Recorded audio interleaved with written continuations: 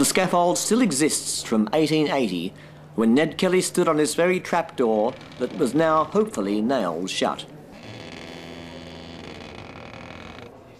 I observed it for some time, dreading it may spring open under the feet of some innocent tourist, with my camera obviously at the ready. 135 people were hanged here on this popular spot, and it was standing room only. Many scenes of anguish were played out on these gallows, including the awful movie starring Mick Jagger as Ned Kelly, filmed here in 1970, one of our worst movies. Directly under where Ned hung, or whatever, children can dress up as Australia's most famous outlaw. You can photograph your children in one of Ned's old suits, the one he had dry cleaned and had shrunk, but luckily fitting the children of today snugly. Kids can have hours of fun sticking their fingers through the bullet holes. And if that isn't enough, you can see an actual demonstration of a hanging. However, it takes time for the Victorian police force to arrange someone to be guilty, so here's one they prepared earlier.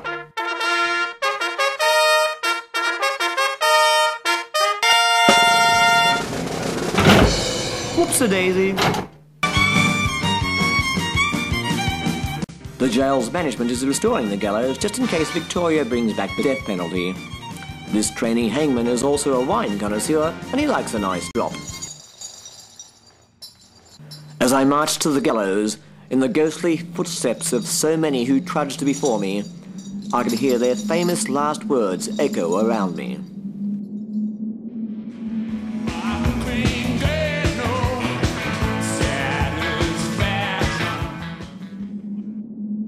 Ned Kelly said, "Such is life."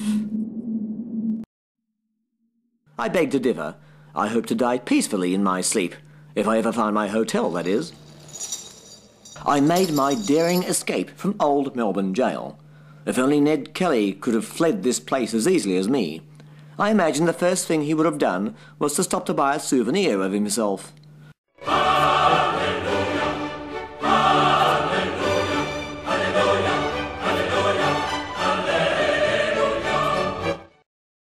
I had to adjust to the outside world after my time inside. I was charmed by the little bells which sounded frequently as a pleasant reminder that a runaway train was about to mow you down.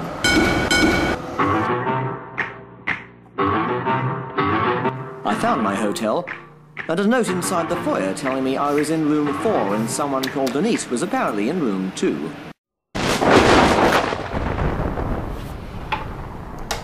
The room was pleasant. A little too pleasant. Something was wrong. Oh.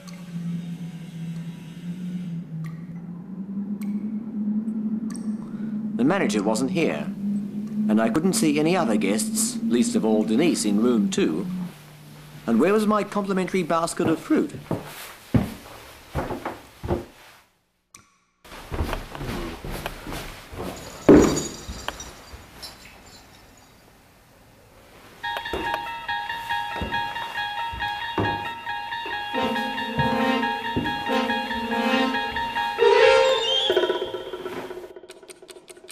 The only sign of life was in the dining room, which was filled with pictures of old movie stars. I felt as though I was being watched.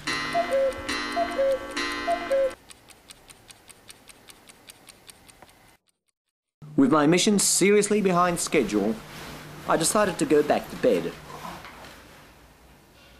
Clang, clang, clang went the trolley. Ding, ding, ding went the bell. I was woken by a wake-up call I had never left. The hotel was still silent. I wondered if Denise was in room 2, gnawing away at her complimentary basket of fruit.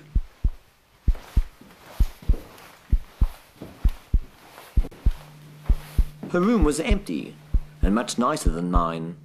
I hated her already, even though she hadn't arrived yet. Maybe she had, and fled with the basket of fruit, and mine too. I considered shifting camp to this hotel, but I didn't care for the strange behaviour of the guests in the spa. I studied the city.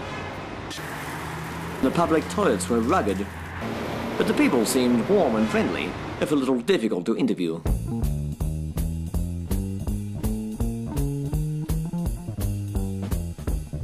This man works part-time as undertaker at the old Melbourne jail, but tourists usually aren't there long enough to die, so he has to make himself up like a corpse. A mad woman, who was obviously an accomplice, was wielding a sword in the Bourke Street Mall.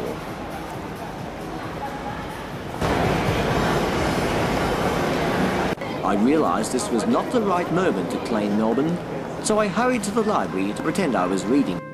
There I made a shocking discovery. The State Library of Victoria was melting. No one seemed to be concerned as they busied themselves avoiding the runaway trains. If I didn't act fast, all the books in Melbourne would soon be a puddle, and citizens could only quench their thirst for knowledge with a straw. I dialed 000 and the emergency squad arrived with a Chuck's super wipe.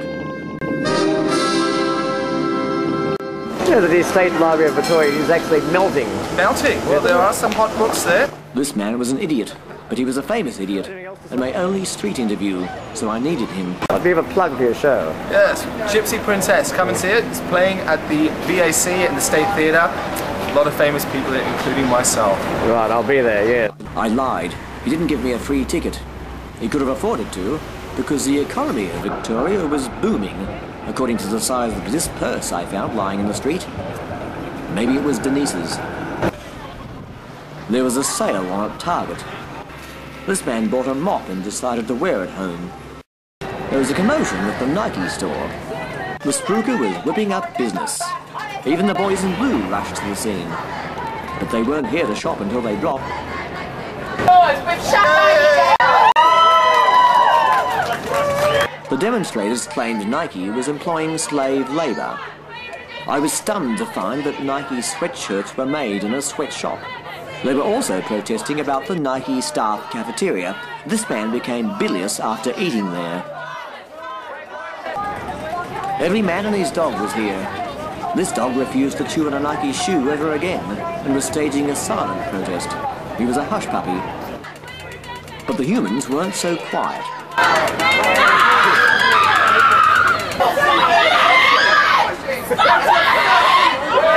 Tempers flared when it was revealed that one of the protesters was wearing Nike shoes.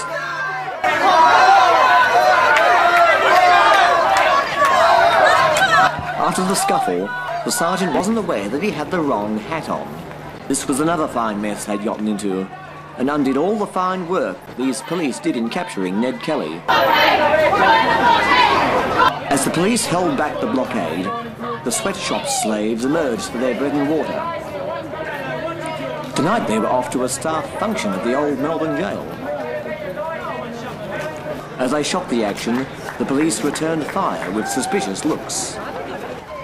The sergeant carried on his duties, phoning for donuts. I tried to tell him that the State Library of Victoria was melting, and he thought I was confessing. He demanded my ID. I told him what hotel I was staying at, that my name is Denise and I'm in room 2. Little did he know I'd only recently got out of jail. So when the donuts arrived, it was my chance to slip away.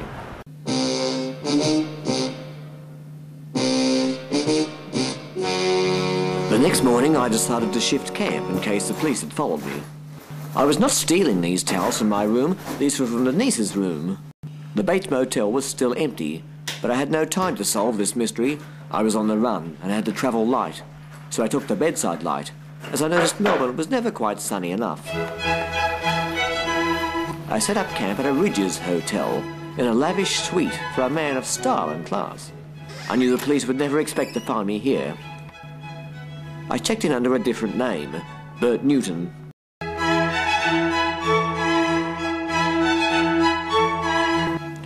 I inspected the bathroom because I knew I may have to hide out here until the heat was off.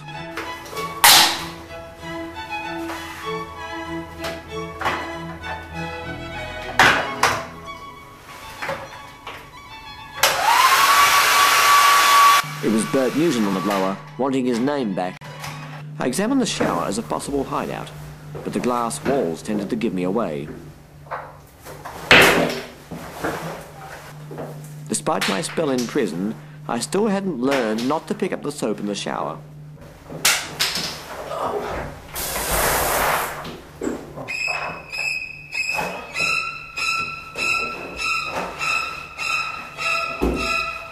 I did learn one valuable lesson. Always carry 2 pairs of trousers on an epic mission.